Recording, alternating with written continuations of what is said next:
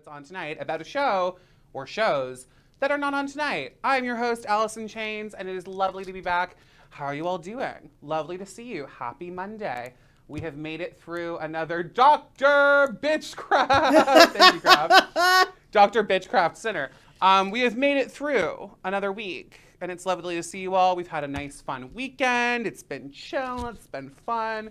We here at the channel are getting ready for Hollywood Squares, coming this Saturday, November 20th to the channel, so stay tuned for that. Invite your friends. It's always a fundraiser, so all of these people involved, including our 9 squares, all 5 of us here who work behind the scenes of the channel, and our 2 contestants are all donating their time to bring you an excellent, fun, incredible show. And all the proceeds this time around are getting donated to the Will Monroe Foundation for queer people living with cancer. So it's going to be incredible, unmissable event this Saturday. I'm very excited. As always, in the booth, making those beautiful clickety-clackities is Lizzie Renaud. How are you doing? I'm pretty good. How are you? I'm all right. Can you imagine if I was like terrible, horrid? Well, I mean, anything. I'm a very yes and. I would have rolled with it. yes, and. No, we've got, I don't know why this hair is bothering me so much, it being behind my head. Sorry, I'm like futzing and puttering. It's because I want to get all my fidgeting out of the way before I get to doing the bulk of the show. I just wanted to remind everyone, we are, 18 subs away right now from 80 subscribers? Are we at 62 or 68? Are we 12 or 18 subs away? I think we are at 15 or 16 away. Okay, amazing. Yes. I just want to remind everyone that just like last week, for every single subscriber tonight and tip, there will be a subscriber slide whistle. And I'm really excited to get the complaint from our upstairs neighbor who's brand new about that. But to that I say, anyway, this is my new favorite thing in the world. Oh, we love it. No, it's not engraved yet, Seafoam. It's not thing's engraved yet. This is a thing unengraved still, unfortunately. I'm trying to remember, did we decide on what I'm engraving on it? Or do you know how funny it would be if you just got things engraved on it? Do you know the fucking store clerk would be like, what am I doing? Do you think I should just get a thing engraved on it? Okay. Amazing. I love it. I'm obsessed. That consistency. Oh yeah. Here, I'm desperate to learn how to play songs on it like a trombone. I had Happy Birthday down a little last week.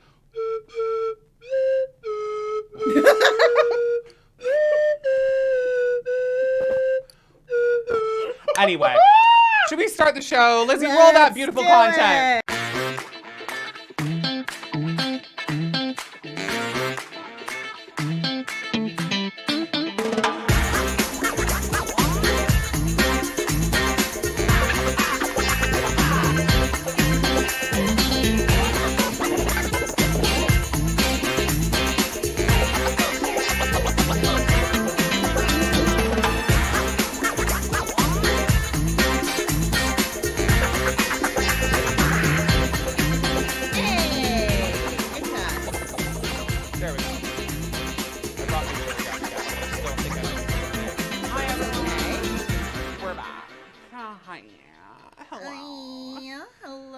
Hello. All right. Shall we get into... You're trashy and you're classless. Oh, I can't hear.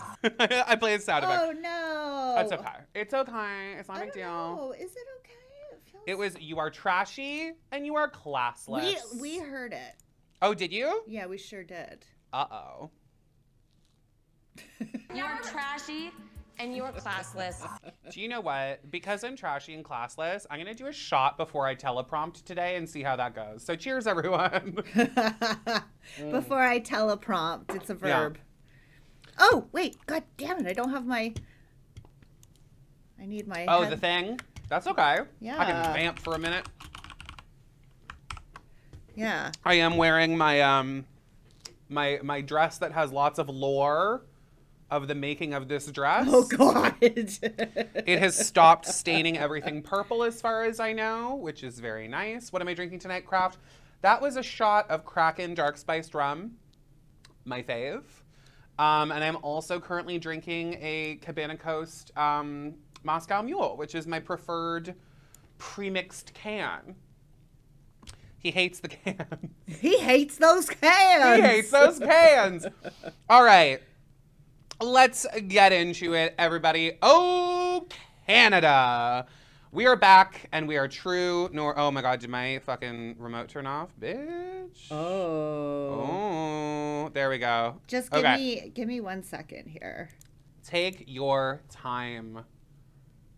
We have all this technology working behind me. I mean, we gotta oil the machine. Oh my God, it's being so I know. rude to me right now. You've got it this time, and there, nice. Okay. Mother of fuck. Mother of fuck. All right, we are back. This week, and we are true, north, strong, and fatigued of Drag Race. I think we've only got one more double feature week before we go to just being able to cover one season, to which I say a huge thank you to the straight person at Crave who decided to make Canada air on the same night as UK. Listen, I'm not saying these are both horrible seasons by a long shot, and there's definitely plenty to like in both of them, but I can tell you that comparison is the enemy of the drag queen, and especially of Drag Race. And making these two franchises directly compete makes me feel like England and Canada are fighting, which is the first time in history that's ever happened. You know, because England is all, call me mother, as the queen pops and dips and clacks her fan. Anyway, enough about colonialism. Time to talk about week 5 of Canada's Drag Race. Last week, we were treated to the Snatch Game with a win by Cynthia Kiss and a winning lip sync by the one and only Eve 6000. I was on Reddit reading people's general opinions of the Snatch Game, and there were, believe it or not, referring to this as one of the strongest Snatch Games ever, or their favorite, and I was fucking blown away by that. Limit internet usage for those under 18, unless they're watching our channel. Hey, Briley. We've had to say a bientôt to Suki Doll, and my heart hurts for a queen who can so succinctly present glamour, fashion, art, and simultaneously seem like a down-to-earth and silly person. In the words of the immortal Canadian chanteuse, Anne-Marie, spread your tiny wings and sashay away. I'm paraphrasing. She doesn't say tiny. The girl... I'm hilarious. The girls all went back into the workroom, breathing heavily like this, one by one. And are sad to see their sister Suki go. Kendall says, what a light. And Gia says, what a human, which is like being like, wow, what a pulse. The gals move on to congratulating Cynthia for her well-deserved Snatch Game win, and Adriana confesses that she was sure she was going to be lip-syncing, saying exactly what was going through my mind last week. We get more of Adriana saying the same things we get before the credits. There are fires under asses. This is a slap in the face. I'm gonna really bring it. And for once, I just wish one of these queens would just say, yeah, I have no idea how I'm gonna do, but I'm awesome, so whatever. It's a rude day in the workroom, and our top 8 is here for yet another challenge. Kendall is asking Eve if she feels like she should have been in the bottom, and she says, absolutely she shouldn't have, and just because I'm still bitter, I'm putting this in that she shouldn't have. The RuPaul siren blares, and Ru appears on the screen and says something like, yeehaw, yeehaw cowboy, as an oil baron, I love country music, so chew on some wheat and shuck some corn, and y'all come back now, frack, frack, frack, etc. This is immediately followed by Tracy Melchor saying something that hits my ears so sweetly. Hey, Floss, Daddy If I still had the effort to give myself custom ringtones, you better believe that's what would come up for every text message I get. Hey Flops, Daddy's home. It's time for a mini challenge, and in pairs, the queens will be serving sex educator quick drag and are to give a lesson on safe and pleasurable sex, sponsored by Trojan. I've got to say, we could all tell which agency a lot of the Toronto girls are with, because my Instagram feed had more condoms on it than there have been on some of the queens promoting them. Our darlings pair up and get into quick drag to help shill these cock sheaths and are ready to give their lessons. Sorry. I forgot I wrote the phrase, shill these cock sheaths. And you know what? That gets from from me. Hi, Bruiser. Welcome. Our first pair is Kimora and Isis. Kimora is looking like she's about to teach me how to grapefruit someone loudly and enthusiastically, while Isis is looking like if Ryan Murphy cast Frances Conroy in a gritty remake of The Magic School Bus called The Magic School Bussy. Oh my god. Cynthia and Gia are paired up, and while Cynthia is giving a mixture of Sue Johansson and Shirley Temple, I am absolutely delighted to see that Gia is fully just dressed as a banana. Gia delivers the great line in her gravelly smoker's voice she's chosen for this banana character, which is that consent is step one in safe sex, and the crowd goes wild. More drag queens talking about consent, and less pieces of shit from Ottawa having strangers grope unwilling shirtless men for tips. Hey Yaya, how's exile? Next, Pythia and Adriana are up as two people you know you want sex ed from, a nun and a costume I can only describe as fun 90s mom. Eve and Kendall are paired together, and while Kendall looks just super hot and in a drag look, Eve is giving me Edna mode going to a board meeting. What follows is a lot of jokes about big dicks and people making jokes about dry vaginas, even though they all have assholes and could have just talked about those. Honestly, what is it about vaginas that are so funny to gay men? I wanted to ask an authority, so up next is Mary Cherry from Dragula. No. The mini challenge is complete, and while Tracy says she needs a cold shower after that, I just need a shower. The winners of the challenge are Cynthia Kiss and Geometric, each winning a $1,000 cash prize and $500 worth of condoms and what I'm sure is terrible sticky lube from Trojan. Tracy then lets us know that the main challenge this week is a country pop girl group performance, writing and performing original lyrics about coming out the good side of a bad breakup. And my jealousy boils over because their celebrity guest helping them record their lyrics this week is the one and only Miss Tango Shoes herself, Biff Naked. I'm okay. Cynthia and Gia will be the team captains, and selecting their girl group members, Cynthia picks Kendall, Gia picks Pythia, Cynthia picks Kimora, Gia picks Isis, Cynthia wants a trick up her sleeve and picks Eve, and Adriana ends up with Gia. No. Yes, that's right. That makes you sound like Adriana picked it. Our teams branch off into their groups, and immediately Kimora gives us her best impersonation of Kanye, Kim K, Joe Jonas, John Mayer, and Jake Gyllenhaal with this perfect soundbite. I don't fuck with Taylor Swift. Eve suggests the name Dosey Hose, which the group loves and makes me think of a sultry Girl Guide cookie, so I'm in. When prompted with, what do we think of the other team, Eve has this subtle bit of shade to respond with. See if you can spot it. About the other girl group. I hate them all. I think they're all terrible. And I can't wait to see them crash and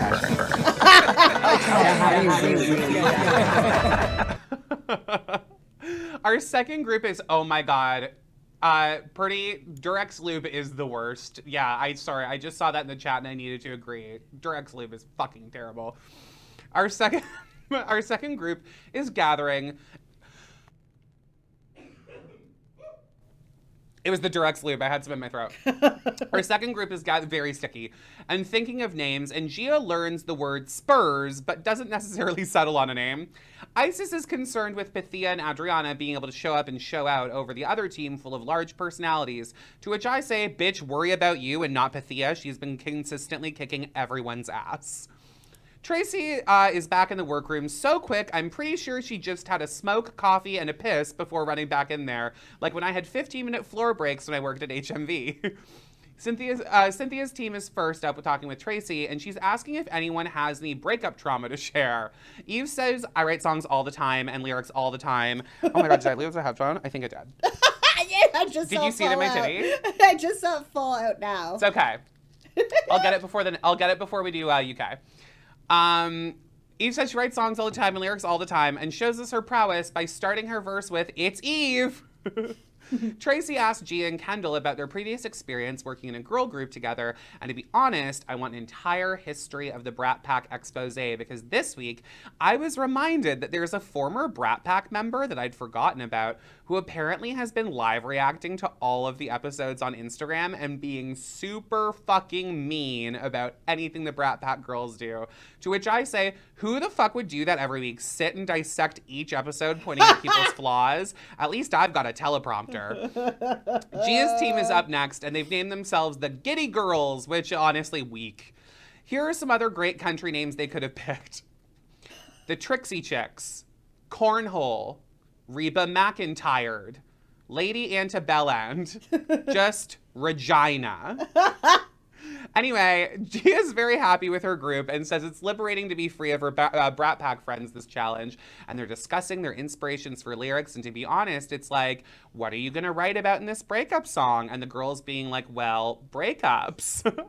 All right. It's time to record lyrics with actual, literal icon Biff Naked, who is just dancing with herself on the main stage before the Queen Center.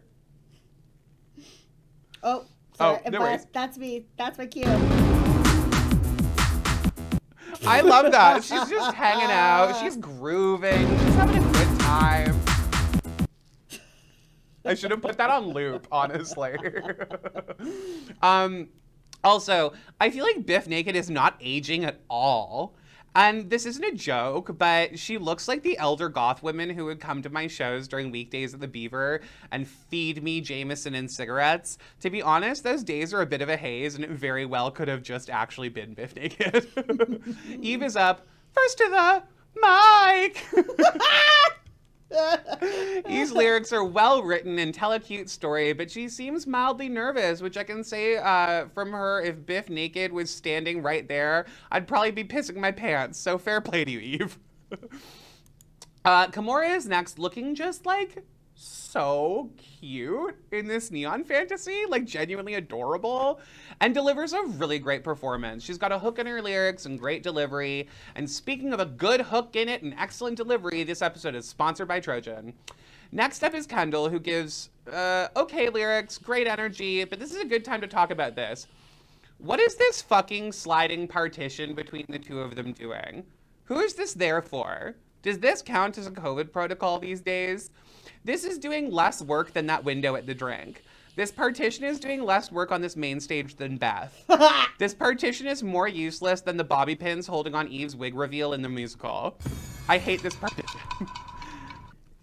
Kendall is having some difficult timing, but they get there eventually, and we move on to Cynthia. Cynthia is, no surprise, slaying this recording with excellent vocals, and I'm sure feels very confident in this week's performance.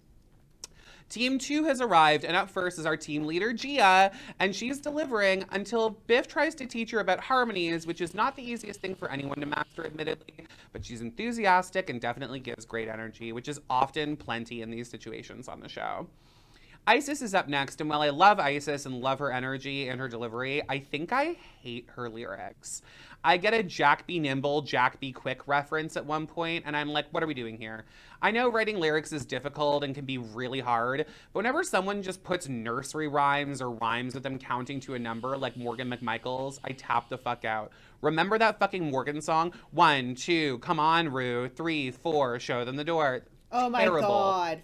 Like, fuck that. Write better words. Like, honestly. If you can talk, you can write better lyrics than that. All right. Here comes Adriana, and she's working with English and Spanish and French in her verse and has overloaded herself with syllables.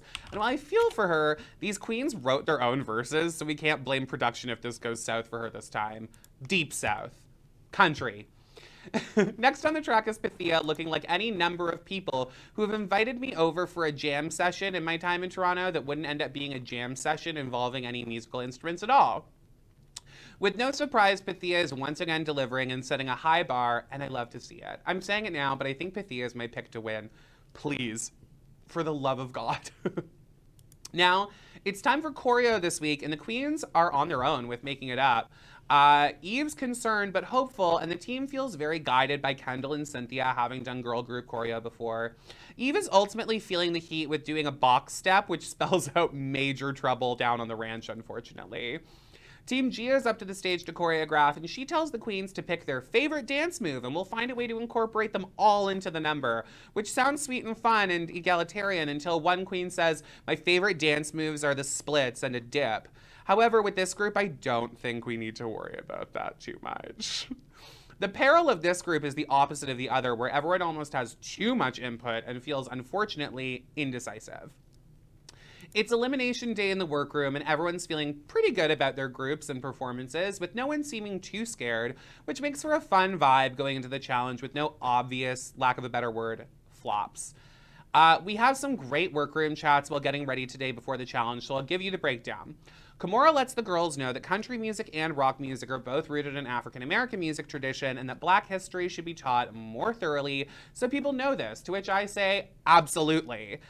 Isis reveals that her little brother is gay and her drag daughter, to which I say, absolutely.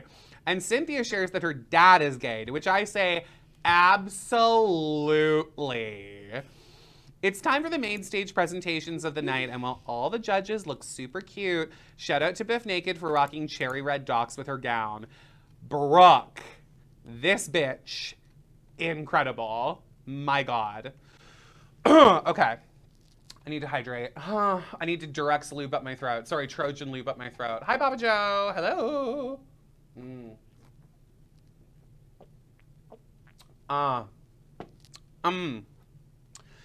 Saddle up, because here we go. Our performance is a flop with the Giddy Girls up first. And I've got to say, first. Takes one drink with the Giddy Girls up first. I'm the Swedish chef.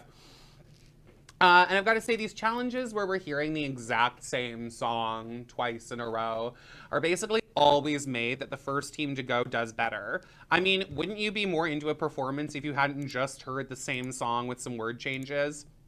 Gia's verses turned out fantastic.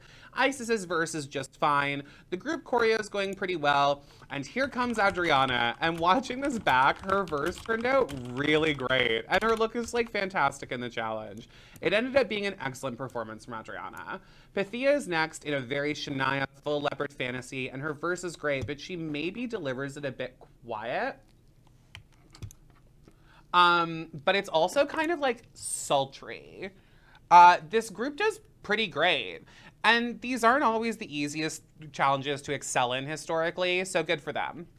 Okay, here comes the Dosey Hose, and straight out of the gate, aside from being vaguely country themed, and shout out to Kendall's Woody from Toy Story Fantasy, I don't love this as a group visually. Lack of cohesion can be such a killer in these group challenges, and this feels like no exception. Eve delivers her verse first, and her writing is great, but unfortunately, it's delivered with not nearly enough oomph. Kimora's verse is next, and it's great. It's simple, it's sexy, it's not overcomplicated. We get to the chorus, and the choreo is so simple that it's feeling boring, and not just because we just heard this song. Kendall's next, and has the opposite problem of Eve. She performs the verse great, is emoting well, but these lyrics are not great. They don't have a lot of flow or structure. I think that definitely hindered this week being a breakout week for Kendall. Cynthia's up next. And choreography-wise, this multi-arms thing they do behind her is a favorite and definitely a highlight of this performance for me. In a shock to no one, this musical theater overachiever slays it. Great verse, great performance, and here comes the exact same rest of the exact same song. It's a shame that even with choreo this simple here, this group couldn't feel tighter, but I like them all as people. Am I being too nice? I don't know. Okay, here comes the runway, and the theme for tonight is Monochromatica, futuristic pop princess. Also, can we give it to CDR for having some of the best runway themes this season? They've been so good. Ooh.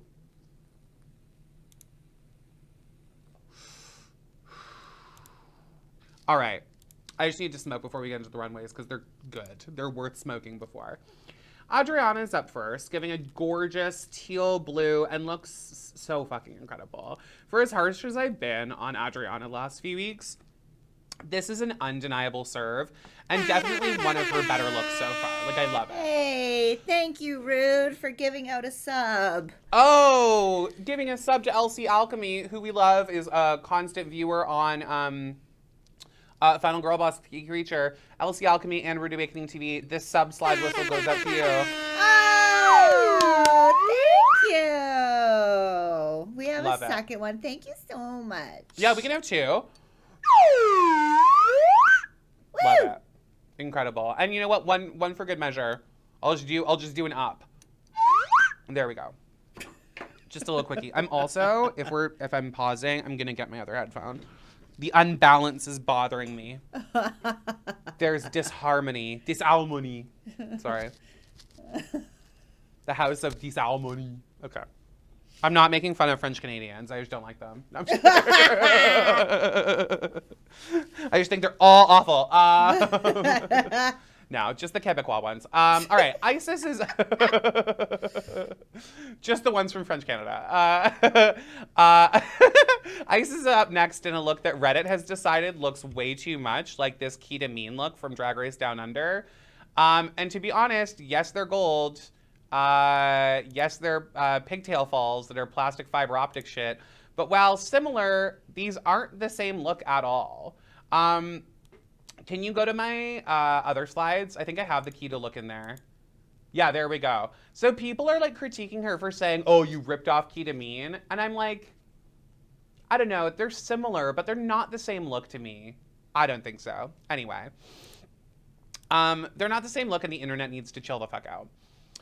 Pythia is next in bioluminescent green and is giving, yet again, another great look. I don't think Pythia has had anything less than a great runway look this whole season. And with plenty of the season still left, I just don't expect it to happen. Gorgeous.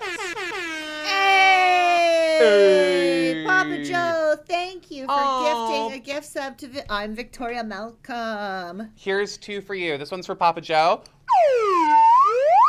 And this one's for Victoria.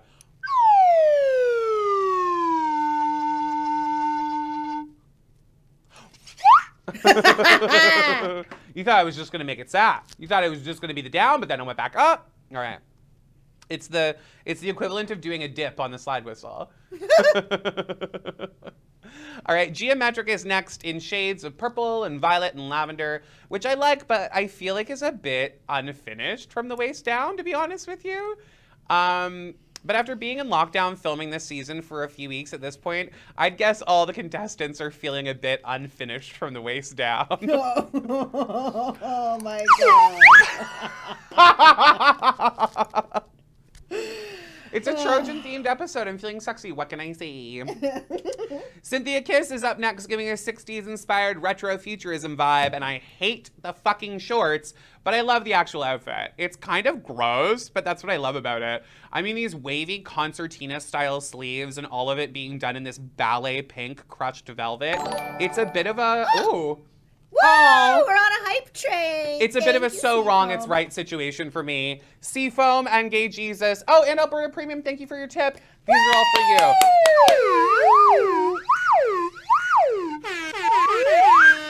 Oh, y'all, thank you. You are all too kind. Also, all 23 of you, thank you for being here. I hope you're enjoying the show. We're going to play some fun games in a while after we get through our recap. So sit back. I hope you're enjoying the recaps. And yeah, stay tuned and keep that hype train going if you feel like it. And Craft, thank you for cheering those bits. It helps immensely. We love you.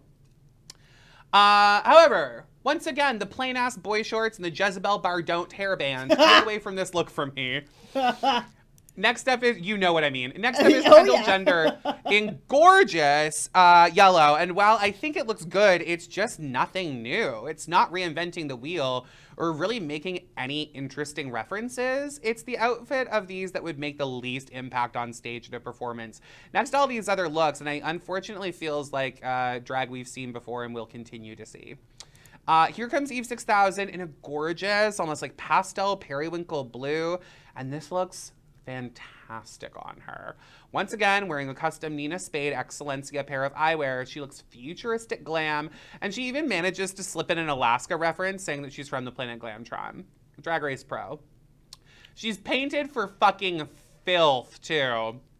And finally, next is Kimora Amor, and from the front, she looks excellent, and then the moment she turns, we realize that the sides and back are left a little bit too plain and it's unembellished. It's unfortunately, once again, an almost for Kimora. And coming off of last week's stunning runway, this white look pales in comparison. Because it's white. All right. We're here on the runway, and based on the looks and performances, the decisions have been made, and the winners are the Giddy Girls. And I think we all had a feeling this was coming, but I absolutely don't disagree. Comparing these two performances, this team just felt so much more of a unit and performed as such.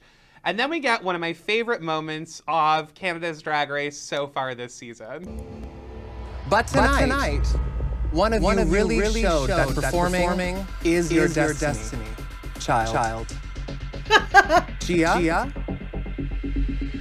you're safe. Thank you. Just kidding! Congratulations! You're the winner of this week's challenge!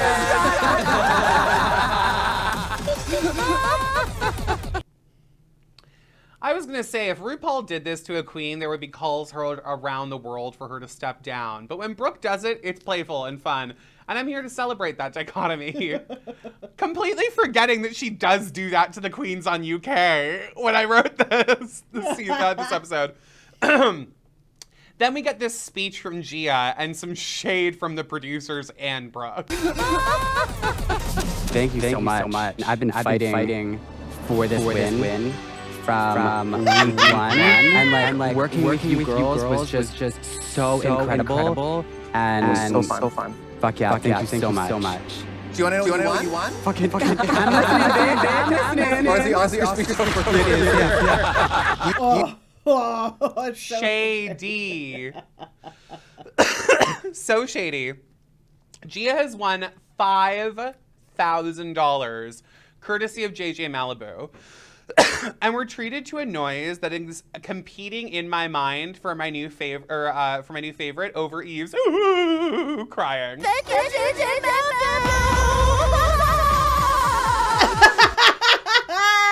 So we've got Eve's and Gia's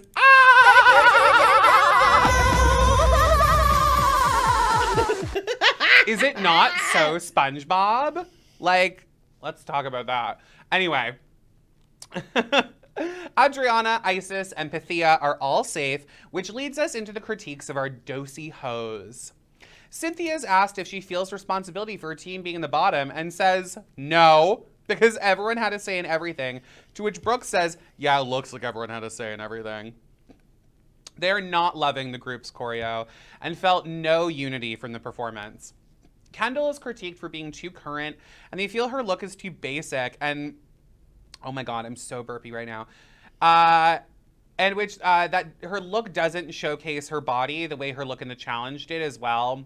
And they say that her verse was their least fave of the night, and I think I have to agree. Eve is next on the dock, and the judges adore the look, but feel like unfortunately the performance was once again lacking. They feel that despite having had the most critiques and attention from the judges panel this season, she's not changing the things she's been given critique for.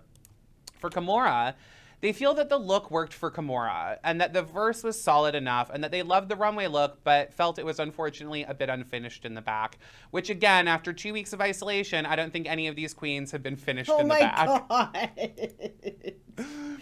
The judges have spoken, and this week, sadly, the bottom two are Eve6000 and Cynthia Kiss, lip-syncing to classic drag number I Love Myself Today by Biff Naked. Now, side note, I competed in Cruise and Tango's Drag Race doing this song as my second finale number in 2014 and promptly came in third. Imara wiped the floor with me with her finale number, so no matter who goes home, I stand in solidarity with the concept of losing after performing this song. From the get, unfortunately, there's disaster spelled out for Eve, as Cynthia is feeling it and delivering, and Eve is delivering the same kind of hesitant performance she brought to the challenge. I wanted so badly to see Eve crush this, but she's unfortunately getting massively overshadowed by Cynthia. Her performance is dangerously subtle, and this song is anything but that. Cynthia is the winner of this week's lip sync, and I'm genuinely heartbroken that we have to say farewell to Eve6000 on this season. And as the saying goes, for that ass of hers, I hate to see her go, but I love to watch her walk away. And we're left with this bit of Eve being the Eve that we love. Polished presentation, messy personality. That's me. Okay. As soon as I get out of here and get my hands back on my phone, I'm going to block Brooklyn Heights immediately on social media. What will happen next week? I don't know, but it will be less shady without Eve. That's for sure. And that's our Drag Race Canada recap this week, everybody. What did we think? Before we get into UK, what are we thinking? What's the chat saying? Craft is saying her look was a Cardi B ripoff for Kendall's. I think it might be. That adds to the look seeming too current and not fashion forward. I don't know. Kendall is great and excellent at drag that excels in a bar venue. And that sounds like a read, and it is. No, I'm not reading. I'm wearing a fucking stretchy dress with sheer sleeves. Like, listen, I'm not on this show. I always wonder if one of the girls from the show is gonna get mad and be like, well, guess what? Those who can't do, talk about it. And I'm like, yeah, I can't do Drag Race. A, I don't wanna be locked into a contract where I might have to promote Amazon for 2 years and I'm poor as shit. Sorry about it. Like, I cannot afford the amount of shit it takes to go on the show now. Put me on a season 4 of like US, I'll be okay. Not that one. Put me on a season 3 or 5 of US and I'll be fine, but this shit's too much now. Anyway, shall we up across the pond and go visit our siblings in the... I don't know. I need to stop. I need to stop. Should I have another shot before we do UK? Yeah, definitely. Okay. Those wrists are so unblingable. It's true. I can't go on TV with my unblingable wrists. Not my unblingable wrists. Also, for all of you interested, Lizzie may or may not have worked on some Nicole Paige Brooks on West End related content for our IGTV recently. Oh, should we tell them what it is, or just wait till we upload it? Yes, definitely. Lizzie went back and isolated the clip of Nicole performing What's Going On by Four Non Blondes, but she didn't have her mic muted, so it's her doing commentary over her own performance, being like, now look, she's getting serious now, y'all. Ooh, look at that, she's giving some emotion with her hands. Ooh, that butterfly is glued to my face. Ooh, I hope they can't hear me. And the whole time, we're all just dying. Oh my God. Cheers to NPB fag. Ooh. Yeah, that does have to go on YouTube. Well, yeah, spoiler alert. A lot of the clips that we're isolating right now is because we're about to stock up our YouTube. Yeah. So you'll have access to lots of our best bits. And we can monetize those clips, which is fucking sick. Yes. Get that sweet, sweet YouTube AdSense revenue. A whole 1 cent per view or whatever it is. I don't know. Okay. I'm just warning you all now. I like doing this show. I love doing it. I don't like writing about Drag Race UK anymore. So if my recaps for Drag Race UK seem like less enthused about Canada, where I know some of these people, or I've worked with some of these people, or I've at least known who they are for a while, this is why. All right. It's time for UK. And I'm still recovering from how much I didn't love last week's episode, so I'll try to be nice, but no promises at all. The queens are back in the workroom after Scarlett has been sent home by Vanity. We're back in the workroom, and I, Vanity Milan, send Scarlett home. Bye. Live. And the girls are celebrating Kitty's first win. It's our top 4, and again, like I said last week, this is not the top we expected, but it's the top we got. Vanity is now one of the only people in the franchise to have lip-synced 4 times, I think only along with Cameron Michaels. Everyone on the roster now has an individual win except Vanity. However, she's triumphed through adversity through the whole competition, so who knows what could happen at any given moment here. It's the next day, and our top 4 are celebrating, and it's cute. The 4 genuinely do seem to like each other and have a sense of camaraderie, which I love to see, but I definitely would have swapped out some of the cast here. Justice for Victoria Scone, my God. Crystal lets us know that as a 3-year-old, she's the youngest queen across any franchise of Drag Race to ever reach the top 4. The RuPaul siren blasts and the jokes are all about space and light years and franchises, and the girls pretend to not know what's gonna happen. And then Ru enters the workroom and lets the girls know that in their Maxi Challenge this week, they'll be overacting in a low-budget space parody, Bra Wars, the Fempire Strikes Back. The rules are Bra Barella, the space commander, She 3PO, the sassy robot assistant, Daft Shader, the leader of the dark-sided Fempire, and Baby YOLO, Bra Barella's baby alien. Also, a YOLO joke in 2021? Really? That's how I feel about that. Kitty gets to assign the roles as the winner of last week, and of course wants to cast herself as the lead, with everyone else just getting whatever, according to her. Crystal feels the need to step out of her comfort zone and give the judges something that they aren't expecting, which, to be honest, her excelling at an acting challenge, I think would be plenty to surprise the judges. Vanity wants to be Baby YOLO and feels, I don't even like saying that fucking sentence, and feels she could bring her personality to it. And since Kitty's not feeling what sure direction she'd like to go in, she decides to audition the girls in the Kitty Scott Talent Agency. Also, I just have to do an aside.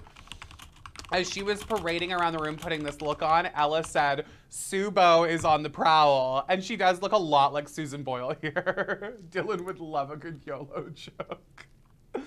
To be honest, the standout of this round of auditions is Crystal. She really goes for it and thinks outside the box and isn't afraid to seem silly, which is refreshing to see from such a fierce, young fashion queen.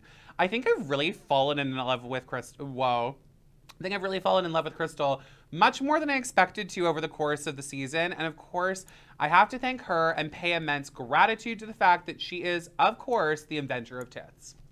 Casting-wise, Kitty casts herself as Bra Barella, casts Ella as Darth Shader, Vanity as Baby YOLO, and Crystal as She 3PO. Also, I'm going to read to you now how I'm choosing to spell this. It's she, like S-H-E, 3, and then P, P-E, and then O.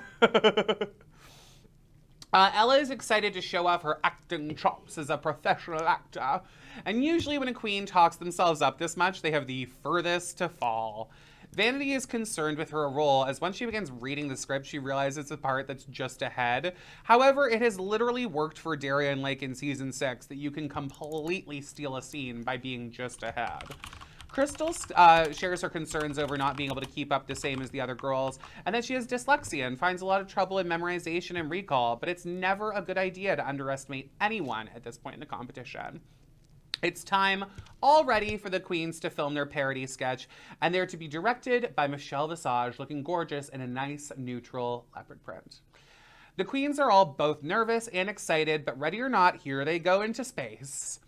Kitty and Crystal both look great, but especially Crystal. And Vanity has a tight squeeze to cram her big head into a tiny box, but I'm sure she's had to do it once or twice before, and eventually with some time, she's able to ease that head in there and ends up being more comfortable in the tight box than expected. The best moment of recording this challenge is absolutely brought on by Kitty Scott Claus. G3PO! How much space baby nut did you give baby YOLO? And her... It's space nut milk. Space baby nut. Interesting. Space baby nut. And her inability to deliver the line, baby space nut milk. My least favorite part of this scene is how many times we have to hear the word YOLO, to be honest. Honestly, who wrote this? RuPaul? There's a joke in The Office about the word YOLO being out of date, and The Office has been off the air for like 10 years. I think that's saying enough. Let's just erase YOLO from the collective vocabulary, please. Ella's big first scene is next, and my favorite thing about this is the string of British swearing. Oh, bugger. Fuck, shit, bollocks. I'm obsessed with that. Hearing a British person just yell bugger repeatedly is really enjoyable.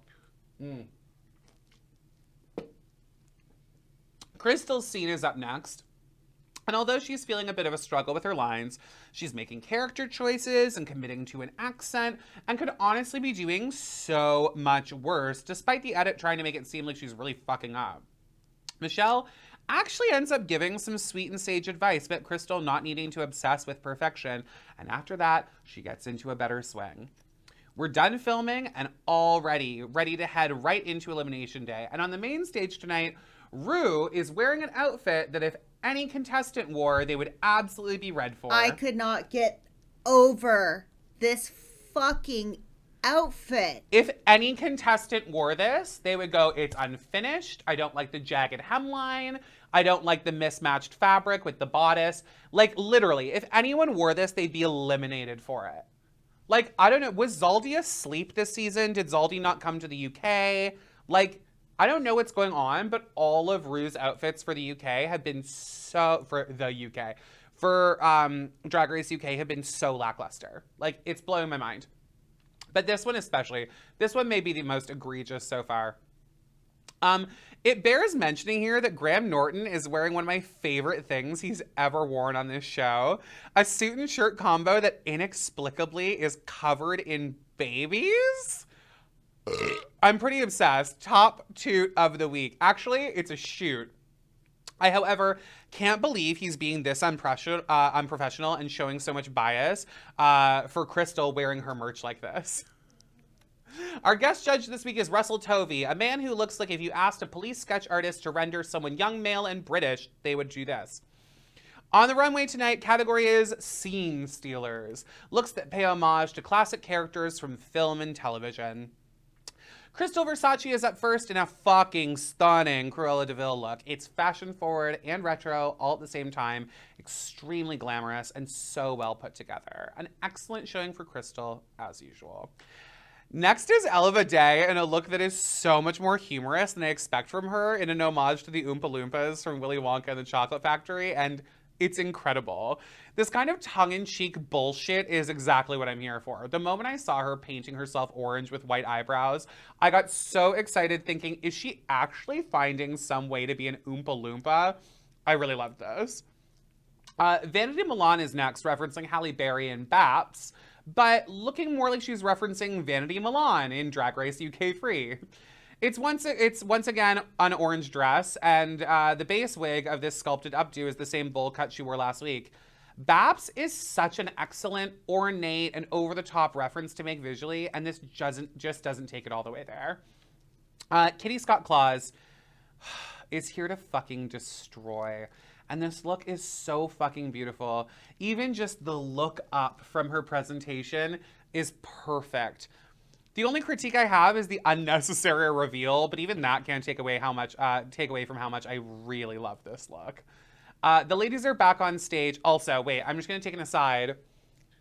2 of the eliminated queens this season both did Kill Bill looks. Scarlett Harlot was Uma Thurman as the bride, and River Medway was Oranishi with her scalp cut off. Like, amazing. I would have loved to see both of those. The ladies are back on stage, and it's the world premiere of Bra Wars. And from the jump, we're treated to this wonderful piece of writing that basically goes, bra, bra, bra, bra, bra, bra, bra, bra, bra. Here, it's the next one. Look at this dumb shit. A long time ago, in a galaxy bra away, the stunning Bra Barella and her bra ship Bronterprise are bra-librating their first broctory against the Bravo Braylactic Bremprior. Like, shut the fuck up. The same person who made the YOLO shit probably wrote this. To keep it succinct, the girls all do great here, despite the challenges shown in the rehearsals, and it ends up being one of the better group performances of the season, but that's not saying much. The judges' critiques start with Crystal Versace, who had the most struggles in the challenge, and they're impressed with how she was able to overcome and persevere and succeed in the film. And of course, they adore her runway look. Elva Day is up next, and then they also felt she was getting in her head. They ultimately felt like she killed the challenge and really delivered. They also adore the look, thank God. They come to critique Vanity, and they praise her for taking direction well and really going for it when given direction, but of course, they critique the look the same way we all would. Once again, it's the wig from last week, and once again, it's orange, although they love the way she presented it, but they ultimately feel like the look ended up being successful, which, I don't know. Kitty is the final critique, and they believe that every single choice she made was perfect, and that she triumphed through the whole challenge beautifully. They adore the look and love the presentation and the story she gave to her runway. After the queens untuck and the judges deliberate, oh my God, how much did I write? The queens are, After the queens untuck and the judges deliberate, the queens return and are left confused as hell when the first two queens called safe are Vanity and Crystal, leaving Kitty and Ella absolutely shitting bricks. But in a shocking twist, and yet more misleading from a host this week, Ella and Kitty are both the top two queens of the week in this challenge, and they will be lip-syncing for the win to Something New by Girls Aloud. And these two are both excellent, but you can tell very much that this is Kitty's bread, butter, and entire charcuterie board. And in the ultimate final moment, to show that this episode has had little impact on the entire season, both queens are named the winner and no one will be going home. We have our top four, and next week will be a stand-up challenge where the queens will be roasting themselves and the eliminated queens of Drag Race UK Season 3. Will this be the finale? Who knows? But that's Drag Race UK 3, everyone, this week.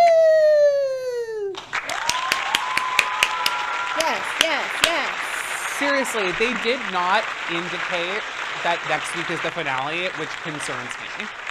I'm like, please, just make it a top four, please. Please. I feel bad because I do find like all the queens remaining likable. Like I don't find any of them like unlikable, but I do feel like Vanity should have left like 3 episodes ago. But then when I'm thought of who should be here in her place, I don't really like any of the replacements. Like, I don't know. This season's felt totally off. Yeah, the casting was not great, I guess. Yeah. It feels like, and I hate to say this because I don't really like this term, and like, you know, all drag is valid. So many drag queens are so talented. It's just that like not everyone is right for TV or for Drag Race. And it really feels like all the queens they expected to not be filler queens went instantly. Yeah. I feel like we're left with like a top of mostly queens who feel, I don't know, a little fillery. I would have never expected Vanity Milan to make the top 4 when we started at all. No, it's only by virtue of great lip syncs. And only by virtue of their, yeah, exactly. There's always been someone worse. Hi, Flanders. Lovely to see you. I like her. I like her vibe. I think she's an incredible lip syncer. Holy fuck. Like the lip sync last week, the Mystique lip sync, so good. As I said, shades of Dita Ritz doing This Will Be. Like unintentional renaissance. So good. But this just was not, I don't know. I think there's a certain amount of security in a little bit of the predictability of Drag Race because you want to feel like your knowledge of drag can supply you with a sense of comfort in who will make the top. Yes. And so when the top just doesn't match up, you're like, am I wrong? And I'm like, I'm not wrong. No, I've been saying this for a few years about Drag Race, that they're alienating a lot of people because you need that as a viewer. You need to be like, yeah, see, I get it. I'm in. I know what's good. And because they, I mean, spoiler, I hope this doesn't ruin it for people, but because they do decide a winner order in advance. Yeah. Or at least, like, I feel like when they start, the story producers have a top 3 to 4 in mind. Yes, totally. So a lot of it is, I mean, obvious that it's put together like that. But, you know, sometimes when they stick to what they've decided is storyline, yeah, I think it's a big miss. Yeah, it's, the funny thing is, I don't think this is what they storylined. Like, I think the reason that we're getting a big sense of like disconnect from the season is because this isn't what the producers picked out. I think due to like weird unforeseen circumstances, like I think Victoria Scone was probably one of their front runners from the get. I bet you Victoria was like pegged to be top 4 by the story producers from the beginning. And so I think her departure just like threw this whole season into an alternate universe. Yeah, Kraft is agreeing with you in the chat that they storylined Victoria to go a lot further, for sure. And I also don't think they storylined River Medway to go as far as she did, which also I think probably put like a little bit of a wrench in their gears that she like did so well in so much shit. Because I think it was clear from the beginning they were very much making her seem very underdoggy, very like, oh, it's nice that you're here. Who would your top 4 have been from the OG cast if you had to pick? I would have liked to see Crystal. Yeah. Kitty. I would have kept Crystal and Kitty as well, yeah. Yep. Choriza and River, I think. Interesting. But I'm saying I'm not including Veronica because I'm Victoria. assuming, Victoria, because Yeah. I'm assuming in this fantasy world that she still went out. I think even in the fantasy world, Drag Race is like not progressive enough to have let a woman get close to winning. I hate saying that, but like, No, there would have been outrage. I just think I think she would have gotten like the top 5, Katya, Cracker, Kennedy Davenport, like fan favorite spot. You know what I mean? Which is a great spot. Like, sure, if you win, Oh, you get the boost yeah. of the cash. But if you manage your career right after being on Drag Race, I don't know that. Yeah, I don't know that it's that. Do you know what I'm also going to say? I'm going to be controversial yet brave. I think that production expected Anubis to go a lot further. I don't think Anubis was their planned first out at all. But it was so early in the season. If they really thought that she could have gone far, I don't know why they would have. But who booted did her she lip so sync against early. episode 1? I don't know. Crystal. Yeah, still they wouldn't have even put her in the bottom. Yeah, that's So much is true. excusable in the beginning. Look at Canada's Drag Race. Jesus. I mean, well, let's talk about Canada, because Canada's also feeling a bit this way. Like, maybe not entirely, but I just feel like, I don't know. I feel like in the other season, like in season 1 of Canada, we were looking at a season that had like 8 potential winners, I feel. Like, maybe not 8, but like Priyanka could have won, Scarlett could have won, Rita could have won, Jimbo could have won, Tainomi could have won, Boa could have even won. I don't think Boa was ever meant to win, but I think Boa could have won. Who am I forgetting? I think those are like, I guess I'm just naming all the Toronto girls, which is shitty of me. Oh, I said Rita. But again, Toronto girls are only Toronto by way of somewhere else. And this Toronto, is a hub. And Toronto trains mercenaries. Like, I hate when people act like Toronto is favored in the Canadian drag scene, like, by accident, as if it's some act of favoritism. I'm like, I'm sorry that everyone who works here works more than everyone else in Canada and consistently does more numbers than everyone else in Canada. Like, I don't know. I get really defensive when people are always like, oh, everyone's just favoring Toronto. I'm like, can you do 16 numbers in a night without collapsing? That's fucking hard. Like, and a lot of people who know their potential and want to push it to the limit are going to go to the big cities. And we're not in the States where there is oodles, dozens of big cities where you can have your break. Yeah. Here we've got Toronto. Then after that, maybe Vancouver, maybe after that Montreal, and then everything else is people aren't going to go like, oh, well, I'm going to go to Calgary, that'll be my big break. Yeah, I mean, I only because I feel like I have a lot of friends in the Calgary Edmonton scene, which, like, again, scene's so small that Calgary and Edmonton get lumped into one scene, but like pardon me. Yeah, I feel like it's Toronto, Montreal, Vancouver, which Vancouver people would hate, so that's why I'm saying it. It's Toronto, Montreal, Vancouver, Calgary, and Edmonton, and then I would say the entire East Coast, and then I would say everywhere else. But then you have all of the cities under Toronto that you've listed, still all eventually come to Toronto. So, just cast the girls in Toronto and have them do what Scarlett did, which is by saying that this isn't where you're from, that you're just here by way of. Yeah, Boa's from Windsor, Juice is from Essex County. Exactly. Starzy's from Scarborough. Yeah. Like, I don't know. I think they did too much to try to avoid Toronto favorable casting this season, but then turned around and cast 4 queens from BC. Like you got Beth, you got Gia, you got Cynthia, you got Kendall.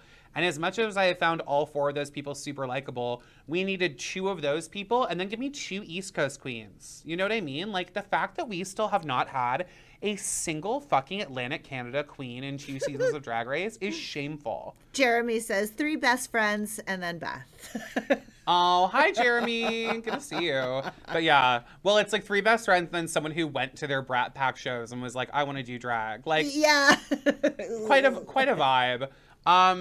But yeah, there's a reason Toronto gets casted more. It's because people from Toronto are fucking good, and I'm like not sorry about it. I'm not sorry about it. Sorry. But yeah, I'm just over this general consensus from Canada that it's like everyone favors Toronto. I'm like, no, Toronto queens work really hard. I said going into season 2 that my dream lineup from Toronto for this season was Jada Hudson, Ivory Towers, and Lucinda Mew. Those are my 3. I was like, if they only cast 3 from Toronto, those 3, and any 3 of those queens could have won. That's it. But when you're casting 4 from Vancouver, like Beth, Gia, Kendall, and Cynthia, I don't immediately pick any 4 of those as a contender to win. I could see it happening, but none of them immediately scream winner to me. I'm just saying. Thank you. I agree. Good choices. They were my 3. I literally thought they were all guaranteed. And we can talk about it in Chi Chat, but whoa. Oh, God. That was good. That was juicy. I know for a fact that one of those 3 didn't even get a call back. Did the first part of the audition process and didn't even get asked to make a tape, which is insane to me. Like, those 3 people are so brilliant. I don't know. If I have to pick Toronto queens for next season, especially based on who's been doing the parties that are like in promo of this season, I could see Miss Mosu getting on next season. I could see Jada getting on next season. I could see Fierce Alicious getting on next season. I can see Bomb. I think Bomb has a strong chance if she applies. If Bomb wanted to, she could do it. And Bomb could win, honestly. Bomb could go through the whole fucking... Bomb is the kind of, like, nonchalant, talented chaos you want. Like, is genuinely so talented, but never brags herself up about it. Can so brilliantly, but never talks about it. And is a complete fucking dumbass, which is, like, what you need. Like, honestly, I would be so fucking Team Bombay if she got on that show.